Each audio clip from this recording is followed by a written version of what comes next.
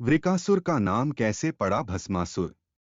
एक बार देवर्षि नारद भूमंडल में घूम रहे थे तो उन्हें वृकासुर नामक राक्षस मिला। नारद को देखते ही उनसे कहा, देवर्षि बताइए, ब्रह्मा, विष्णु और महेश में कौन देवता से हैं जो शीघ्र और थोड़ी ही तपस्या में प्रसन्न हो जाते हैं? देवर्षि नारद ने वृकासुर से कहा, वृकासुर, वैसे तो तीनों देवों में से तुम किसी की भी तपस्या कर अपना मनोरथ पूरा कर सकते हो। ब्रह्मा और विष्णु जल्दी प्रसन्न नहीं होते, उनके लिए बहुत वर्षों तक कठिन तपस्या करनी पड़ती है। हाँ, भगवान शंकर ही से हैं जो थोड़ी आराधना से ही प्रसन्न हो जाते हैं। औधड़दानी तो से कि अपने भक्त की इच्छा की पूर्ति के लिए कुछ सोच विचार ही नहीं करते। भक्त ने जो मांगा तत्काल दे दिया। अब तुम स्वयं विचार कर लो कि किसकी आराधना करनी चाहिए जिससे शीघ्र फल मिले। हिमालय के क्षेत्र में जाकर शिव की तपस्या करने लगा। उसकी आराधना से प्रसन्न होकर भगवान शंकर प्रकट होकर बोले, वत्स, मैं तुम्हारी तपस्या से प्रसन्न हूँ। निःसंकोच कहो, क्या चाहते हो, वर मांगो। वृकासुर हाथ जोड़कर बोला, प्रभु, आप प्रसन्न होकर वर देना चाहते हैं तो मैं भी वैसा ही कठिन वर चाहता हूँ। आप कृपा कर मुझे मारण वर दीजिए जिससे किसी प्राणी के सिर पर मात्र हाथ भर रख दूं, वह प्राणी उसी समय भस्म हो जाए।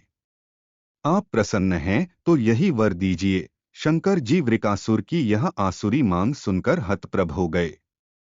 पर देवता का वचन था, पूरा करना था, अन्यथा मर्यादा नष्ट होती। बोले, जाओ, सा ही होगा। वृकासुर बोला, प्रभो, आपका यह वर सत्य है या नहीं, इसकी परीक्षा लेना चाहता हूं। इसलिए पहले आपके सिर पर ही हाथ रखकर देखता हूं कि इस वर में कितनी सत्यता है। असुर की सी बात सुनकर भगवान शंकर अपने ही जाल में फंस गए। अब क्या करें? वह राक्षस न कुछ सुनेगा न मानेगा, सा सोचकर भगवान शंकर भागे। भागते भागते अंत में शिव विष्णुलोक पहुंचे और विष्णु को अपनी विपदा सुनाई। विष्णु ने हंसकर कहा, बिना सोचे विचारे वर देने का परिणाम अब पता चला। खुद ही प्राण बचाते भागते फिर रहे हो, बताओ मैं क्या करूं? आपके वर की सत्यता तो उसे सिद्ध करनी ही होगी। भगवान विष्णु ने योग माया से मोहिनी रूप धारण करके भस्मासुर के सामने प्रकट होते हैं।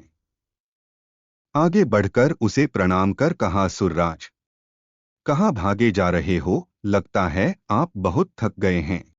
शरीर को विश्राम दीजिए। मोहिनी की बातें सुनकर वृकासुर ने शिव के वरदान तथा उसकी परीक्षा की बात बताई। इतना सुनते ही मोहिनी हंसी, असुरराज, तुम किसके वर की परीक्षा लेना चाहते हो? उस शिव की जिसका अपना कोई घर बार नहीं, जो भूत प्रेतों के साथ घूमता रहता है, वह भला किसी को क्या वर देगा? वर देने वाले तो दो ही देवता हैं, एक ब्रह्मा दूसरा विष्णु। तुम उनकी आराधना करते शिव के पीछे बेकार दौड़ रहे हो।